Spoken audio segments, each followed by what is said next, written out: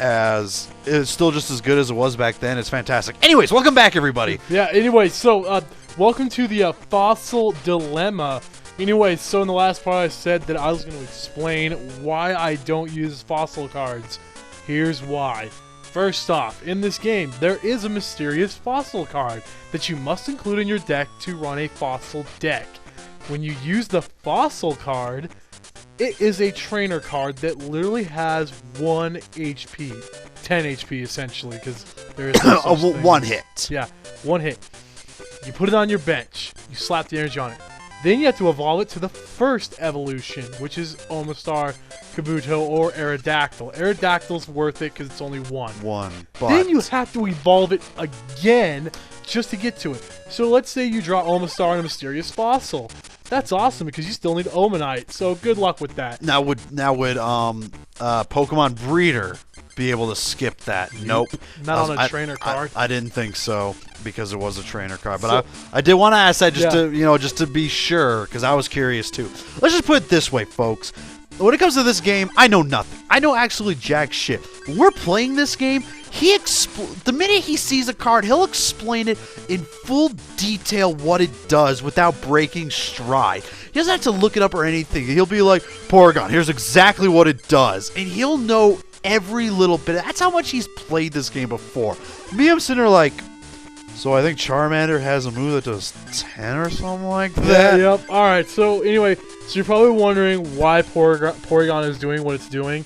Porygon has Conversion 1 and Conversion 2. Essentially, Conversion 1 with 1 energy, he can change what you are weak to against him. Now watch this little nifty move I pull. I'm going to throw out his other Porygon, Ember it, dead. Anyway, so Porygon has Conversion 1, which switches your weakness.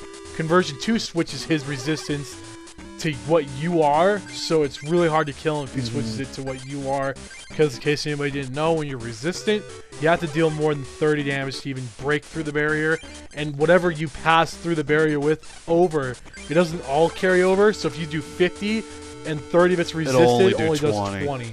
So he's trying to throw up a wall. This is a stall tactic, which pisses me off, and now I'm really angry that I don't have energy cards to use Charmeleon. But he's just stalling for time because I can't do anything against him, and there's another Charmeleon. Awesome. I think this is the one where you could not get any energy, and you were getting so berated because of it. Well, it's like you have the guy who could win the game. Like, you could dominate somebody and be over it, but no. The game's like, fuck you. You want energy cards? So does everybody else. Get in line. Well, the funny thing is that there's another card game that I'll be doing. It won't be for some time because we got other videos we want to show first. There's another card game I'm going to be doing in the future for this channel. And the funny thing about it is that, like, the way James feels when he's, like, explaining things to me, like, I'm sitting there like, dude, that's very interesting because I have no idea. The game I'm doing, he knows them as well, so I can't really do it. Yeah. It's like, dude, this card you can do this. You're like, dude, yeah, I know, I already know that shit. Just, man, fuck you. Okay, whatever. Okay, whatever, man. Just don't fucking kill my spirit and shit. Fuck that shit. Nah, man, it is. Oh, man, I think I did something weird, actually. Now that I think about it, I want to look at something here. Oh, boy, did I actually? I probably did. Like, nothing bad. But, yeah, already, instead of saving it, I just flat out rendered the last audio part. That's okay. Wait, what? Well, what I usually do, for anyone that doesn't know, I use Audacity to record my audio because why the fuck wouldn't you? Audacity rules. But the only thing with Audacity is that every once in a while when you automatically... Well, I've never had a huge problem with it, only with Pokemon Gold that I have some problem with it, where I would render out the audio and sometimes it would not be there. For whatever reason, it would just, like, fail, and I only get, like, 2 seconds, that's it. So I got into the habit for what we've been doing, saving it before rendering it, so in case anything bad happened, I could fix it. Part 7 I didn't, so let's just hope to God that it took all of it. Especially because I have to re-put it on here to bleep out the future game we're doing that I accidentally revealed. Because I'm going to forget, and I'm not going to re-watch it, and it's just going to be out there for all of you to. So when I try and take it back, they're like, dude, we already know what's coming up next, you dumb shit. Dude, look at that pony, dude. Look at Charmeleon. Okay, I want you to look at Charmeleon's card really quick.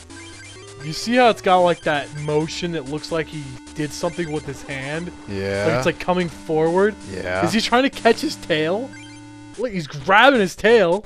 Why? I think it's like him doing a slash attack or But scratch. Why would he do it across his body? I don't know. There's nothing he's slashing. So he's literally slashing at the air. So is he like frustrated?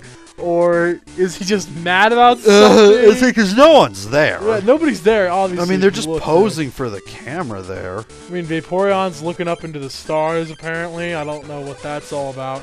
But if you just look at some of the card art here, like, when we show you guys the debut of Weedle, you're all gonna laugh your asses off. He's just got the most mindless look ever. Ever. Oh, I did not see what the rare was. Oh, well.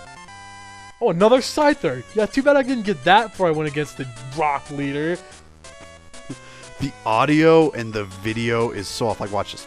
Starting the battle. Oh, I was gonna ask you about that. Well, It's been that way again, for a while. yeah, no, and again, that's because you have to, obviously, for people that don't know, when you're doing one that's on Visual Boy Advance, after recording it, you have to put it through Virtual Dub in order to get the audio and video to sync. However, it does not guarantee that it's going to sync up perfectly. However, it does keep it from, because if you do not do it, the audio Is so off. it gets off by like a up. mile. Well, it starts off okay, and then once you hit the end, it's like 20 seconds off completely.